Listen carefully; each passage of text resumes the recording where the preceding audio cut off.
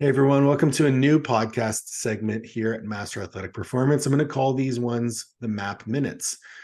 In these segments, we're going to be focusing more so on the people that we serve and sharing stories about fitness and health from the people that we actually want to help. And today is a very special episode for me. I get to interview my mom, Susan Oneid. Susan, welcome to the podcast. Well, thank you, Paul, son. I got the pleasure to interview my wife on our first episode, and that was very interesting. But this is a bit different because coming from where I'm sitting, you are the person who introduced me to fitness. Some of my earliest memories of fitness, health, strength training come from just accompanying you at the Y, whether it be for an aerobics class, whether you were teaching one or taking one, going to work at the Y and just dropping me off at the basketball court to play. And I wanted to maybe start off the podcast with, where did fitness start for you? I figured that was going to be the first thing you asked. Similar to the story that you shared, I believe, with your clients, coaches. I grew up in a family of 4 girls, of which I was the largest by quite a bit, bone structure wise anyway. So growing up was kind of I'm not going to say tough, but my siblings were considerably smaller. So there were no hand-me-downs for me. I was often trying to fit in other people's clothes. And that was, as I grew and developed, I would do all the stuff that my sisters did. And I just kind of got I'm not going to say bigger, but I was a bigger person. So the impetus for me as I got into teenage years, I got a little chubby and certainly overweight compared to my siblings. And I started I think I was 17 or 18 to do what most teenage girls is and starve themselves because I wanted to have that ideal. It didn't really work out very well for me because my body doesn't like to be thin. And I started babysitting for a woman just down the street. And we lived in the country. So down the street was about 3/4 of a mile away. And she was amazing. Her name was Mary. Her name is Mary Broadhead. And she would run. And she'd run around the block, which is 8 kilometers, so 5 miles. So I asked her one day, how do you do it? And she said, well, you have to get running shoes. And I did get running shoes. My brother-in-law brought me to the Canex. We got some Adidas Lady Boston, which don't exist anymore. There were no running shoes for women really back then. Okay. And I ran to the corner and back, which was 1.5 miles. And then I had so much fun that I did it again in the afternoon. And I think it was the freedom of just moving my body in space and feeling not cumbersome and not like an elephant, just feeling graceful. And I think you can appreciate back in the day, there weren't a lot of options for women in sport. We didn't get offered to play a lot of team things. Right. I didn't there was no weight training, which would have been ideal, I think, if I could have had that back then. But then again, you weren't supposed to have any muscle either. You were just supposed to be bones and skin. That was what we were supposed to look like. And I mean, your story, like a lot of people that I speak to, especially when it comes to clients, they have almost this conception that like their story is somewhat unique. And you never want to poo-poo someone's feelings or invalidate them in any way. But what you're saying and that your introduction to fitness was, we'll just generalize and say with the desire to lose weight. Absolutely. And I'm sitting here as your son, 23 years your junior, and saying like, yeah, when I first started working out, it was to get better at basketball per se, but I wanted to lose weight. I was, an overweight child. I wanted to lose weight.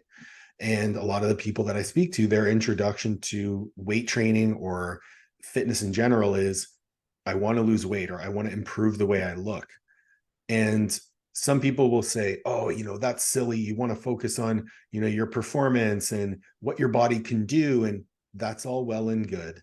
But I really want to not preach, but just affirm the fact that it's okay to want to look better. Right. It's not a lack of self-love. It's not a lack, it's not a desire, like a hating yourself feeling. It can just be, yeah, I want to improve myself and I would like to look a certain way. And the people that look a certain way that I look up to do these things, and I'm going to do them too, which seems to be what you partook in with Mrs. Broadhead. Kind of, but the funniest thing is that I could never have looked like Mrs. Broadhead. She's probably 4'11" and weighs 90 pounds soaking wet. So I would see her striding along County Road 8, Mhm. and she looked so beautiful in, like, she was moving in space, and it just seemed to be like a ballet. And I thought, wow, like I could probably do that. Let's see if I could do that. And I think the biggest key was doing it and thinking, this is kind of nice. Like it feels really nice in my head, in my body, all of it. So that to me is the start. But I'll go back to what you said about wanting to look better and feel better. I honestly didn't think I looked bad, but everybody else told me I did. You know, oh, she's got such a pretty face. Oh, you should tuck your bum under so your bum doesn't stick out so much. Like all these things back in the day were not attractive. You weren't supposed to have muscle mass. People would say, oh, look at your arms, you're just like a man. And now women are allowed to be strong and supposed to be powerful. I wish I'd been born now. It's encouraged. Oh my God, it's amazing. Like Yeah. to be a girl growing up today with the options that are available to women in sport is, I am so grateful for that. Yeah. For me as a, like, I had to find my own path all the way. There was nothing. Like I grew up in the country too. So I mean, that was a limiting factor as well. Yeah, but I mean, for individuals like yourself, you're the women who kind of paved the way for the current generation of active women. Like without you guys doing what you did and experimenting and exploring health and fitness, there wouldn't be what there is today. And whether you Yeah. want to consider yourself to be, a quote unquote, I was called a pioneer the other day, which made me feel really old, but Were you on your horse and buggy again? I hate I it when you bring was. I know, I just starving in the middle of the Midwest. Um, but yeah, you're like you are a trailblazer in fitness, and that kind of carried forward into your first career, right? Like you're working Oh, at the absolutely. YMCA. So you went to school for biochemistry nutrition, graduated. During that time, I was born, and then you started working at the YMCA. Am I not, if I'm not mistaken? Yeah, yeah. I started, I was pregnant with you and was taking prenatal fitness or aerobics classes because I was running along the street one day, very pregnant with you, and somebody stopped their car and said, told me basically that I was a horrible human being for hurting my child by running. And I was so shocked that I thought, okay, I can't be seen running. So I found a flyer. It was put in front of the condo door, and it was for programs at the Y, and they had prenatal fitness. So I thought, okay, this is an acceptable form of fitness. Right. So I went to the Y and started taking the prenatal fitness classes. And the instructor, Karen Larson, said, that, you know, have you ever thought of teaching? And I thought, well, no, like, don't you have to be a dancer? And she, no, this is how you're going to be fine anyway. And that was sort of the start of it all. She got me into the Y class. The Y actually paid for my certification because we didn't have a lot back then. And they Mhm. gave me places to teach throughout the community. And I'd just take you in a backpack and we'd go to fitness classes. I often did the whole class with you on my back. So it was Like kind of an like, actual backpack, just to clarify. you like, you know, the baby Yeah, I holders. know. I just Yeah. imagine this baby in like a book bag. Yeah. Well, you know, you were too big to put in a book bag. So it was, and you Yes, loved it it. is. Oh yeah, for sure. I'm sure. And so from there you started getting into management side of things and kind of climbed the ladder with the YMCA. All the while, what was your like evolution of fitness during that time? I know teaching aerobics, running was still big with you. Did you start weight Right. training at that time or Well, in the classes, we had weights, although I don't know if we'd call them weights. I think the biggest weight was 8 pounds. So it was more, they would call it sculpting. So you do like few minutes of like high intensity aerobics, then you'd stop and do some sculpting. So interval classes like that, push-ups, sit-ups, and all those things were always part of my routine from day one. Right. The weights, the heavier weights didn't come until probably 93, 94, when I started working at the Colonnade Road Y, which was predominantly a bodybuilding gym. And I actually got a coach. I loved it. It was really, really freeing for me. Obviously still running and doing the other stuff, but that was just another additive. So 93, I don't know how many years ago, 40 years ago? No, 30 years ago. Easy. I was 6, so it was 30 years ago. All right. That was 30 years. So I've only been weight training for 30 years. I've been running for almost 43. And I think there's something to tease out of that too. So weight training, what for quote unquote weight training for women, was low weights, high reps, sculpting. Yeah, so you would actually like lateral raises while you were doing jumping jacks, but you'd be holding weights. So it's momentum. Right. It was highly, like, for most of the women in the class, they didn't have the skill set to actually stop the weight. So it was a giant flinging competition. It was, I don't know who invented it. It was horrific. Well, I'm sure the reason I point that out is because I'm sure like a lot of the people that are listening to this are coaches and are more so, we'll call it, academically inclined, and hear that as being touted as the pinnacle of fitness or something that is advocated as healthy or beneficial for anyone, women, men, whatever, now seems to be almost laughable. But and knowing your evolution of fitness, you look back and say, like, what was I doing? Listen, you do lateral raises for 5 minutes with 8-pound dumbbells, you'll think you're getting stronger too. Your arms feel like they're going to fall off. Yeah, I can imagine. And so then you're introduced to more high intensity weight training, intensity like load, more bodybuilding focused. Yeah. And knowing you, I know that you might have enjoyed it, but it probably wasn't something that you were like, I'm going to do this forever. No, because it wasn't moving in space fast enough. I enjoy that feeling of like your heart is beating so fast and you're able to sustain it. Like this morning, for example, I made a deal with myself. I timed exactly where Mike would be on his bus at 7:26. I left the house 27 seconds later than I did last week, and I still beat his bus at 5.42 kilometers. I beat his bus. If anyone is wondering why I am the way that I am, that is why I am the way that I am. So it's a rush. It is a rush. And when we think about the things that are going to make us better, progressive overload. So your progressive overload was a 27-second progressive overload this morning. And that's a very particular number.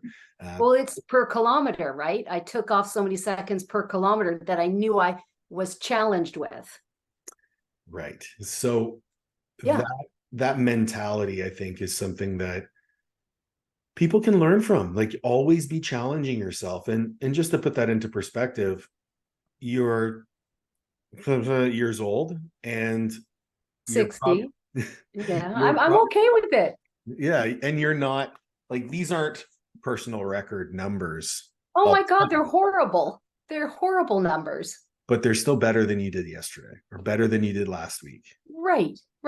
And it's being able to say that maybe it didn't hurt as much. It's not ever going to be a pain-free. My body is old, like not old. It's been used in sport for a long time. You've got mileage on your body. Right. But I've never been I've never ever had a surgery. I've had a pulled muscle here and there, but I've never been like really, really debilitated. I'm very lucky. Okay. So let's pose the question. I have a lot of clients who will come to me, and I have many over the years, where they're in pain. And the first instance is, I need to rest or I need to take time off. I've never had that personal inclination. My personal inclination is, well, if I can't do X, let me do Y or Z. Sure. has that mentality always been there for you? And like you're speaking about, I love running, but it causes me some pain. So I do it in a way that maybe doesn't cause me as much pain. Where did that come from? That mentality? Oh gosh, I don't know. Like I mean, maybe from school, I always in up to grade 8, I was really kind of a not a terrible student, but a BC student. I struggled with the way the academic system taught us how to learn. Mm-hmm. In grade 9, no, in grade 8, we had this aptitude test where you had to put stuff together, like a spatial thing. I Mm-hmm. failed it all. They had my parents come in and they said that I should go to vocational school. And my dad just about killed the teacher. And so in grade 9, he worked with me with cue cards, and we kind of figured out how I learned. And I think it was the process of working with my dad on how I learned. And I mean, I think my average in grade 9 was 72. In grade 10 was 80 something. Grade 11 was 90. Grade 13, I had a 98 average. Like it's learning to put tools in place for you to be successful. And I feel like those victories that are earned like that are so sweet. Like they just mean so much more. I think that's something that is lost in a lot of people, is that level of self-ownership and accountability that has undertoned our entire conversation so far, is that you've been in control of your own fitness journey every step of the way, Mm-hmm. whether it's drawing parallels from life to fitness or vice versa. You've been able to thrive in whatever area of your life you've decided to push, and the qualities that you've employed have been almost the exact same. Well, I think you say often how you do one thing is how you do everything. Yes. Yeah, you do say that. So, I mean, that's not to say I haven't made stupid judgments along the way. Like, I mean, the doctor said to me after you were born, you probably shouldn't run for 6 weeks. So, day 10, there I am with you in the stroller running along Riverside Drive. And I get back and I think, that was not a smart thing to do. Like, you make dumb decisions because you want to keep going and want to keep moving. But then you get a reality check. Yeah, but I would much rather have that, almost like that switch to flip off, rather than teaching someone to flip that switch on. Yeah, I think some people, though, if they haven't had any hardship in their life, and I'm not talking about the Great Famine or some kind of, pestilence. I Yeah. mean, just we all have our levels of what we can handle. And some people wake up in the morning and say, oh, the sun isn't shining. It's going to be a really dull day. And other people wake up and go, oh, the sun's not shining. Oh, it'll be a little bit cooler for running. Maybe I'll get a faster time today. Like, just completely Yeah. different. That's I like that. I like that analogy, because like, some people, oh, the light's not shining, I'm going to turn a light on, rather than, oh, the light's not shining, I'm going back to bed. Right. And in life, like, looking at we'll use the word hardship, and that can be relative for sure. Yeah, it's totally relative. Some people run into hardships and their immediate uh, switch is to continue to look for negatives or accept the circumstance. I use the term being a victim of circumstance. And when you adopt that victim mentality, you are at the mercy of the world around you. Whereas if you flip that switch towards opportunity and you say, yeah, it's not very sunny outside, it's going to be a little bit cooler, I'm not going to be as hot, maybe I'll set a personal record because of that. There's a switch that gets flipped, and that you take control of the process, which means you get to enjoy the victory. And you mentioned like that victory, when it's earned, feels Sure. so good. I Like, think it's the way you're raised, though. I honestly think if you're told as a child, that you're not good, like that's not good. Like you should have tried better. Like, why did you do it that way? Move the milk away from the side of the counter. You're going to knock it off, rather than if you knock the milk off and you have to pick it up, the next time you're not going to be so apt to put the milk on the side of the counter. You're going to think about it a little differently. You have to make mistakes to get better. You have to screw up. And I think if you're told Did you try your best? Yeah, I tried my best. Well, maybe your outcome was a D. Well, maybe next time you try your best and your outcome's a C minus. Like, Well, it's do even then, your like best. I'm gonna draw a parallel to my own childhood, being that you're my mom. I was always granted the opportunity to make my own mistakes.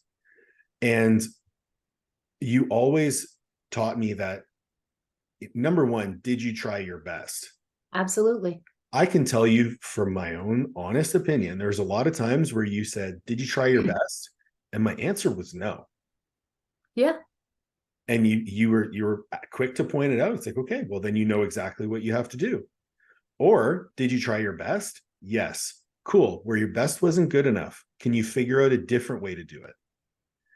And that, to me, like growing up, was the best example that I could have had, because I look at all the things that I've done, even now being, you know, an entrepreneur, self-employed. This is my fourth career. When we look at things, and I'm 36 years old, I'll be 36 in a month. I've made a lot of mistakes. I put my full effort forth in everything I do, but I know for a fact that even if my full effort isn't good enough, there's still other ways to go about things. Right? There's different tools in my toolbox, and if I don't have those tools, I can go out and learn them. Right. And I've learned that through fitness. Right? I've learned that through, okay, you missed that PR squat. Let's try executing it a little bit differently next time. Or let's try slowing it down. Let's try speeding it up. Let's try using a different grip. All of these parallels apply to life, and I've learned those through fitness. Yeah. You know, you transitioned from your career at the YMCA. Now you are a real estate broker, and if I'm not, you've been up like 25 years now, haven't you? No, no, no. I'm in my 20th year. Oh, okay. 2004, 2004. I continued to teach until 2016. Okay. And your evolution of fitness has changed quite a bit in that time. You've Yeah. gone from doing like more so circuit training classes, which replaced aerobics to some extent. Uh, Yep. you've still continued to run. Running's been a staple, but now you're doing more so structured weight training and continuing to run. What's been that process for you mentally to go see the transition in what you're doing? I'm not sure it was so conscious. I always get up in the morning and want to do something active. So before, when I was working at the Y, I usually taught a 7 a.m. fitness class. Right. Um, so we teach 3 or 4 times, well, usually a day, but that was the start of the day. And stick and run in there. It was a lot. Like, it's funny. I came to the realization this past winter that I am actually surprised I can still walk, given the amount of activity. Because was training for a marathon in 1993 while teaching 5 classes a day and having a 3-year-old and a 5-year-old.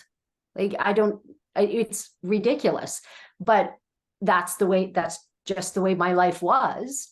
Right. And it was super fun. So the transition from working at the Y, I would still go to the Y and teach my class. It was a great opportunity for me to continue to connect with the people who knew my work ethic and were excited about my transition into a new career. And they were my biggest advocates. I think I can trace back every single deal I do today to my fitness group at the Y 19, 20 years ago. I think because they knew how I behaved, what my work ethic was at the Y, you can't take that away from somebody. It's just a Right. different modality that they're working in, right? I think So, I think inherently people know too, like we said, how you do one thing is how you do everything. So if the approach that you take to your fitness is anywhere close to the approach that you take to your professional endeavors, that's someone I want to work with. And that's something that I try to do as well. Like you want to be a product of your product. And if my product is helping people achieve their goals, I damn well better be able to achieve my own. yeah. Right. And showcasing the process along the way to show them what is actually possible. So when I hear, oh, I was training for a marathon, teaching 5 aerobics classes a day and having 2 young children, you found the time. You made Oh, the there's always time. There's always time. That is probably one of my biggest peeves. There's oh, you're so lucky that you're fit, and I don't have time to do all that. It really didn't take a long time. It took less than 45 minutes this morning to run up 7.5K. Like, I mean, and I walked a little bit of it towards the end because I gassed myself trying to beat the bus. Like it's 45 minutes, a little bit of stretching, shower, get ready, go. I mean, you can waste 45 minutes scrolling through Instagram and watching funny memes easily. Oh, don't even get me started on that. I mean, yeah. So have time. You don't have to wake up at 5 o'clock. I do because I'm a morning person. I wake up always kind of happy, which is kind of disgusting for anybody around me because Same. interpretive dancing around the island, making your coffee is not how everybody wants to start their day, right? I think both of our partners are like very much not morning people. So we drive them. Yeah. I was actually told this morning could I just tone it down just a little bit? And you replied back, no. No, it got worse. Yeah. In spite. Yeah. But it's, really time. I think you'd make time. If someone said to me, I think you should be training 2 hours a day, weight training, I would be miserable. That would not do it for me. I enjoy the weight training because I know it's very good for me and it's social. I work out in an environment where there's 10 racks, 20 people. We're all doing the same program, our own weights. Right. But we're very much together. I'm not sure I could follow a program on my own in the gym by myself for any length of time. It's not my choice. It wouldn't be my choice. Okay, so that opens up a big can of worms for me with regards to fitness, because I feel like what's being preached in the mainstream right now is very much a rigid framework of what fitness and health should be. Right.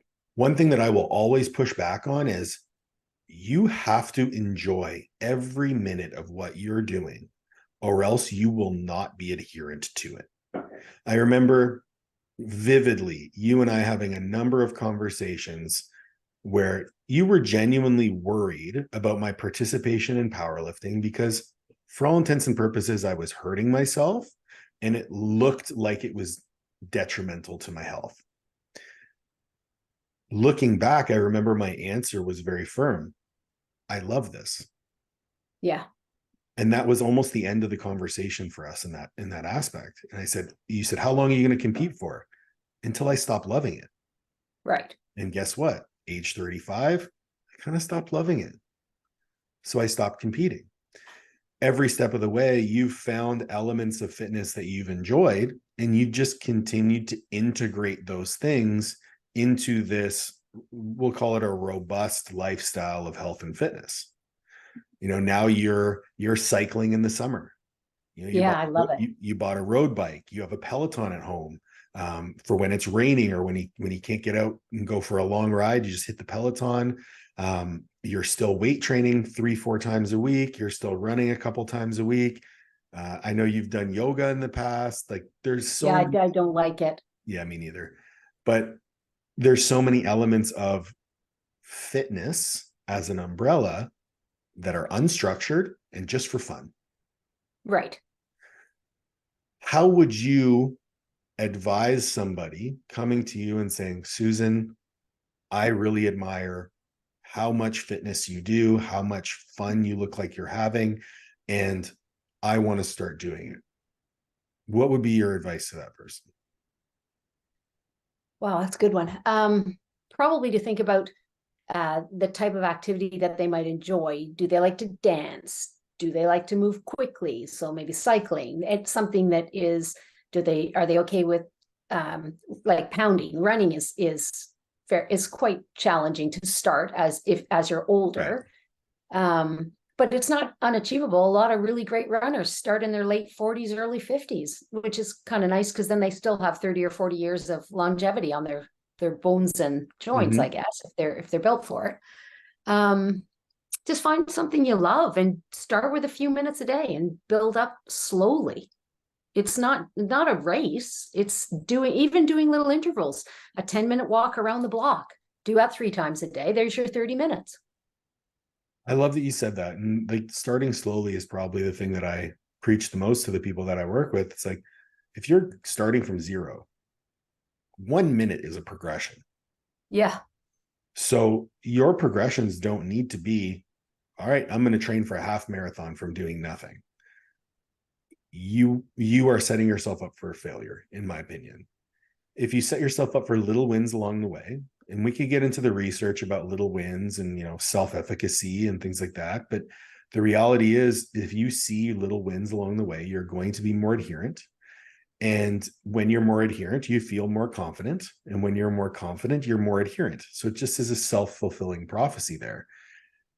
But when you are enjoying the process and when it actually doesn't feel like work, I feel like that's when it really unlocks health, longevity, fitness. They all become a singular thing. I think that's why, like, there's so many different fads out there, because each fad is going to attract everybody initially, and those that it resonates with truly will be able to adhere to it. I mean, CrossFit, when it first came out, was like, it was like a cult. Oh, And yeah. now they're the people that really enjoy that type of movement are into it, and it's great. Like, for them, it's their thing. The people that it wasn't their thing and it was horrible have gone to whatever the next fad is. I don't know what the next fad is now. Is this still CrossFit? No, there's a very much like a, well, okay, we'll get into that. This begs the question. So you've been in fitness almost 45 years. Let's talk about the fads. Let's talk Oh about my like God, leg warmers, headbands, thong bodysuits on top of the leggings. leotards. Yeah. Yeah, full cat suits working out. That's just the fashion. And then we get to, there was like running around the gym. So aerobics with somebody playing the piano. My first fitness class that I took at the Y, Oh my there was gosh. somebody playing the piano, and we ran around the gym and jumped around on the spot. It was really fun. And all the boys wore very short shorts with all their bits and pieces hanging out everywhere. When you did leg, yeah, it was not good. Then there was the advent of the cassette. Well, they did records, then people would do the records, swap them. And then cassettes, where you made your own fitness music by I being very remember you quiet. making your own fitness music. Yeah, tape to tape. Then where did it go from there? So then it was more choreographed stuff. And then Mhm. in the 90s, I think it was 1990, the steps came to the Y, the Reebok steps, and we were all given a tape. And I was the first one to have to teach. So it was like, here's the tape. And I'm like, well, what the heck do I do with this? Well, you just step on and off of this thing. And so we stepped on and off of it, and you just make it up as you go. And eventually I parlayed that into something called duo step, which was 2 steps side by side or front and back, which was super athletic and so fun. Then I did 4 steps, so front, side, and back. Then spin bikes came in, but they didn't tell you about the padded short thing. And it was an 8-hour workshop the first day. It was Oh not, my God. I actually was really happy to have had several maxi pads in my gym bag that day, because I used them all. It was like I made my own padded shorts. It was miserable. I remember doing step classes with you. Yeah, they're really good workout. So I didn't love the cycling inside, sweating all over everything. But it was okay. I Mm-hmm. never taught it, but I did lots of workshops on it. Mm-hmm. Oh, skip fitness was fun. I love that. So skipping ropes. So it Yep. was interval training with skipping ropes. Love that. Well, the sculpting was definitely something 5 minutes really. of lateral raises sounds like complete It's and miserable. hell. Well, no, while you're holding a lunge or doing lunges and stuff like that, they could just, or lunging on and off the step. I'm not sure it was 5 minutes, but it was certainly more than 12 repetitions. Right. Yeah.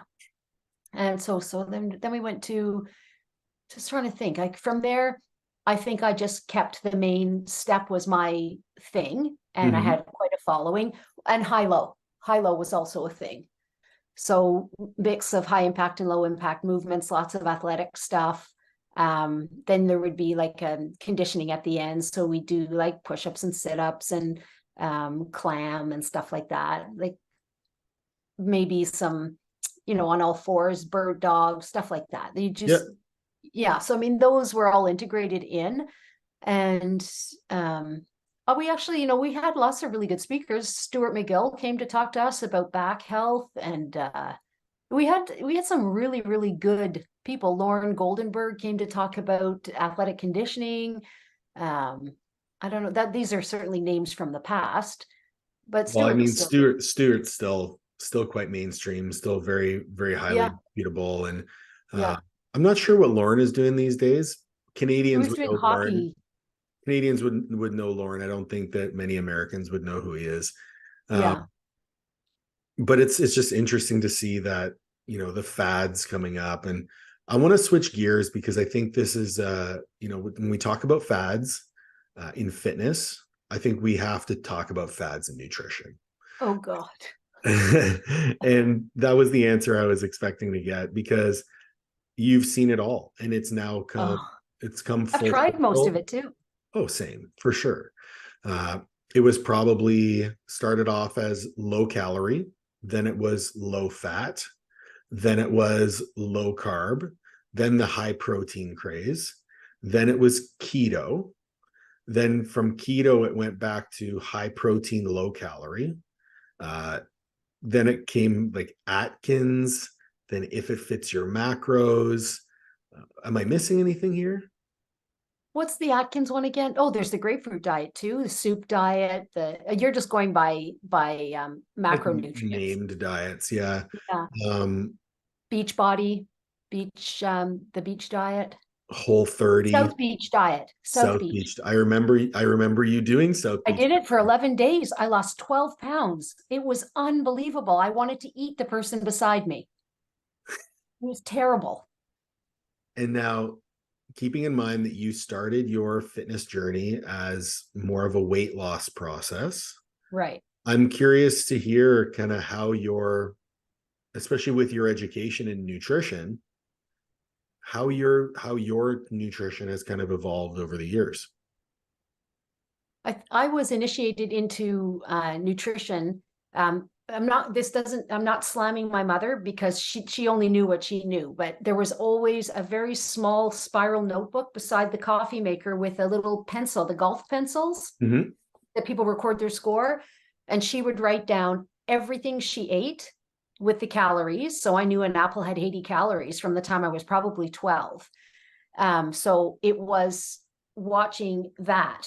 And she would, then she got into like way later, she got into Weight Watchers. But that was what nutrition was. And I asked her, somebody made a comment at school when I was 16 or 17, and I was very overweight at that time, about me and how fat I was. And I asked my mom for help. And so she suggested that I trim out any extras, so cookies and breads and things like that. So she helped me along the way with little things. And being the overachiever that I am, I saw some difference over the first few months, and I thought, well, if this is working, more is obviously better. So then I would not eat all day.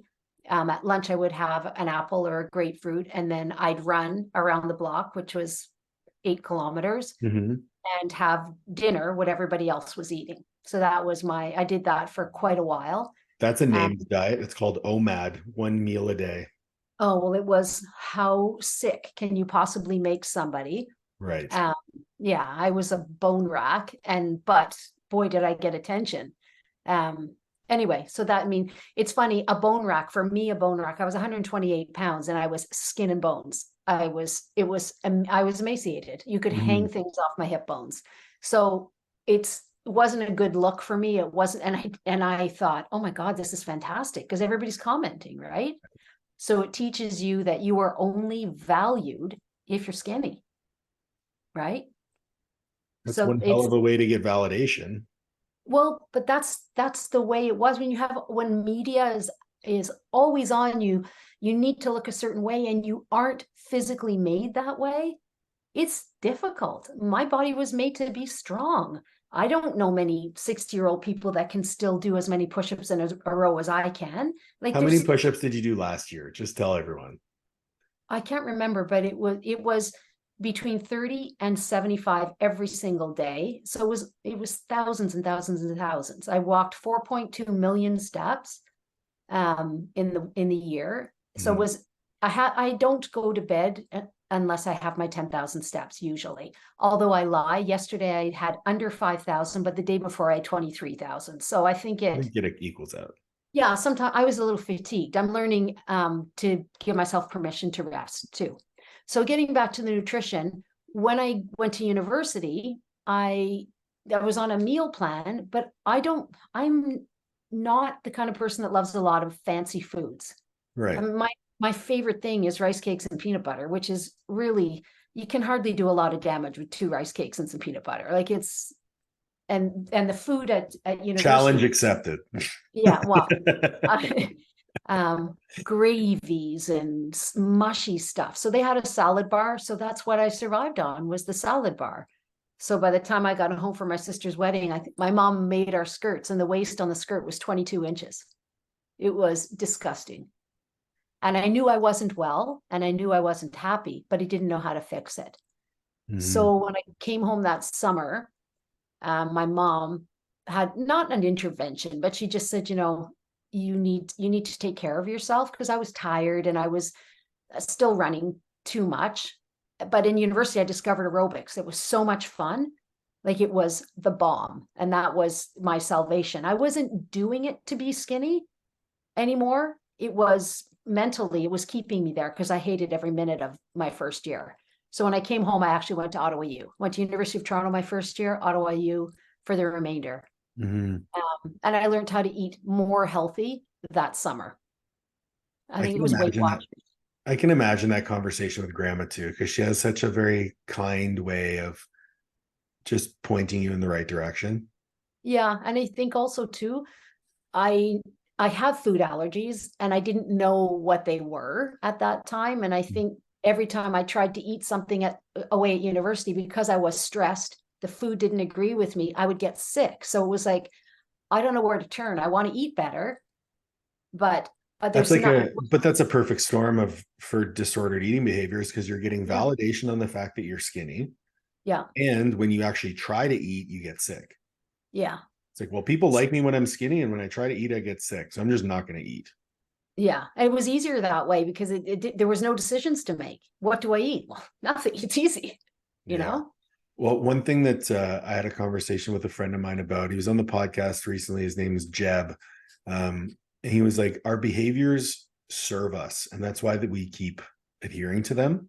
Yeah, So the things that are leading us towards these pathways of dysfunction or ill health, at some point, those behaviors served us. And it's almost like you came to a point where these behaviors aren't serving me anymore. And I need to right. find new ones that serve me now.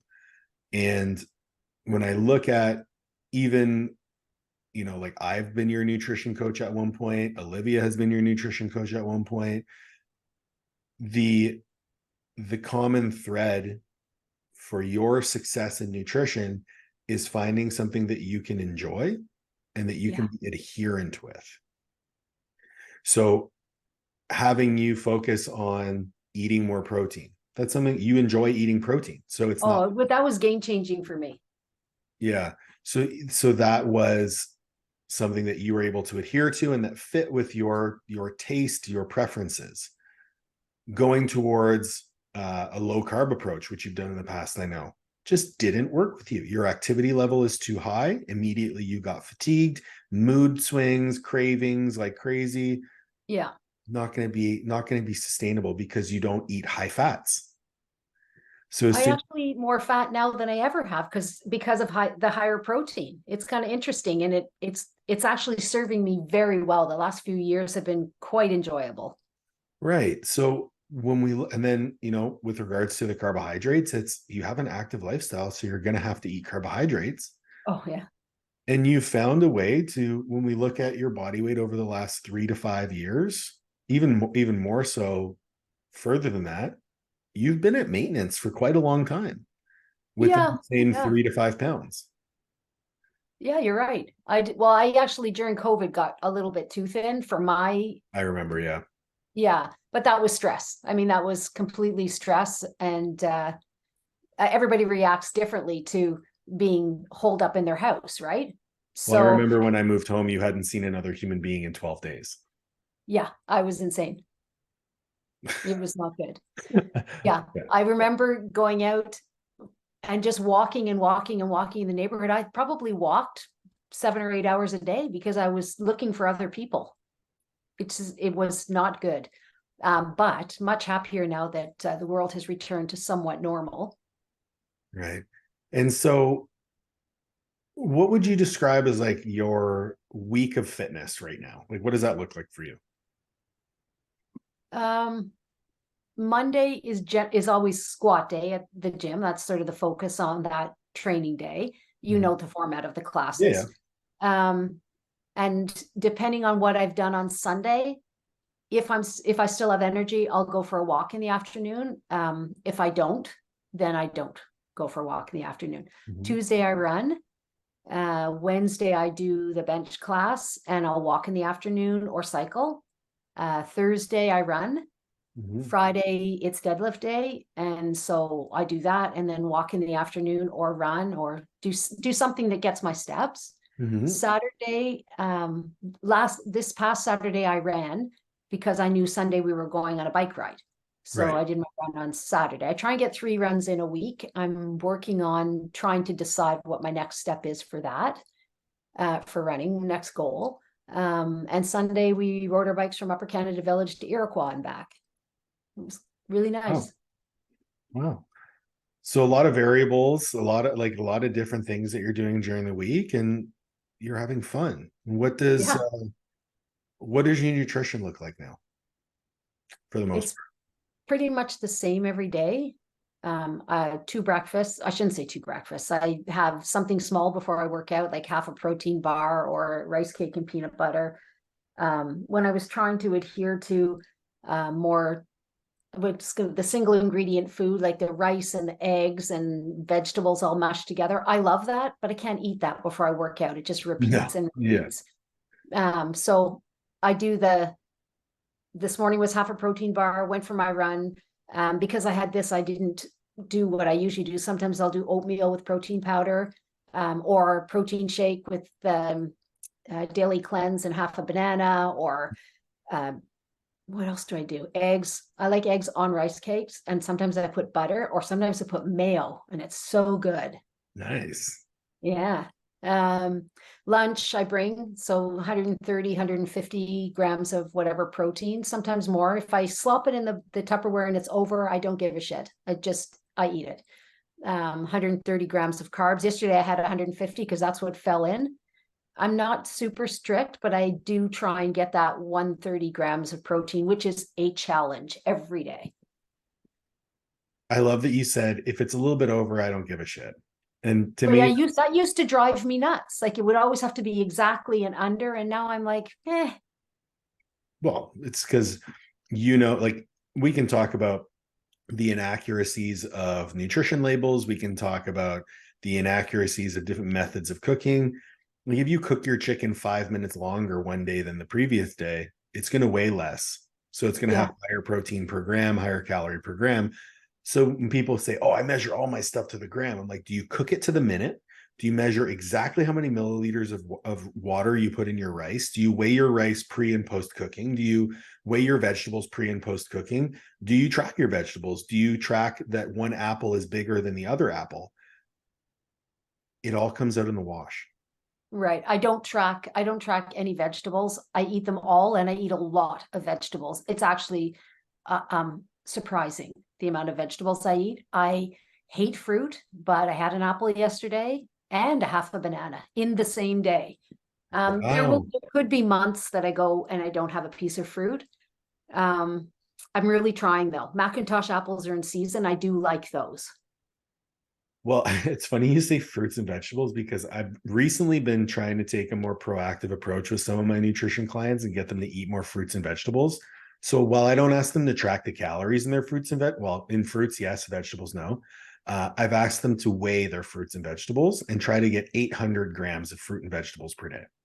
Oh, I totally get that. Oh, me as well. The number of people who cringe when I say that is hilarious. Yeah. Your know is one of them because yesterday I had this Ziploc bag full of carrots. I know carrots have sugar, but I've never seen a fat rabbit. So let's. That's gonna be the title of our podcast. Okay. I know I know, carrots have you know, sugar, but I've never seen a fat rabbit. yeah. Anyway, so I bring more vegetables in my Ziploc because he never eats vegetables, and I make him eat the vegetables that I don't need to eat that many, and so I give him some of mine. So I always have a bag of something. It's so funny. I should have Alex in the podcast. Yeah, you should. I think that'd be hilarious. Um, all right, we're nearing the end of our time. I know you have a very busy day today, and I want to be mindful of it. I have a few quick hit questions for you. All right. Number one, what is one album that you can listen to on a repeat with no skips? The Best of Bread. The Best of Bread? Yes. Is that a Google band? it. Yes. Bread is Yeah. the name of the band? Yes. All right. Okay. I will Google it later. Okay, something more. Okay, that would be an old one. Fleetwood Mac, Rumors. Okay. You know Fleetwood Mac? I know Wow, Fleetwood you're Mac. really young. I know. Really young. Really young. Do you crack your egg on a flat surface or on the corner of the pan? Oh, not on the corner of the pan. It makes a mess on the flat surface, and you don't crack it because it's messy. Use your fingernails to open it. Susan is the type of woman who will clean her house after her cleaning lady has been there. No, I don't. 5 dinner guests, dead or alive, you plus 5. Who are they? My mom's mom, Pauline, hilarious. Okay. My mom, Okay. my dad. Okay. 5 dinner guests. I'm just trying to think of eclectic mix to make it fun. Do I count myself and Mike? That's 5, No. or just the 5 guests? 5 guests. I'd like Arnold Schwarzenegger at my dinner table. He Okay. is funny. I watched his movie, or like there's a 3 The series documentary. on. Yep. Yeah, pretty insightful. He's I done a was lot of really interesting things with his life, that's for sure. Yeah. Oh, and Taylor Swift. Let's round out. I watched her documentary recently, and she's really neat. I have not watched that, but I will take your word for it. Yeah, it's very cool. It's really, really cool. She needs to grow up a little, but it's good. You should tell her that. No, I think she's doing it on her own. She's had a hell of a life, and she's one of the hardest working people. Unbelievable. Well, Taylor Swift, if you ever listen to this, Susan, big fan. Well, I don't really know all her music, but I thought I'll listen to this because everybody's calling themselves Swifties. Because I'm more of a country music fan. So, I mean, she's more on the rock, pop, country-ish. Okay. I'd say she's not mainstream country.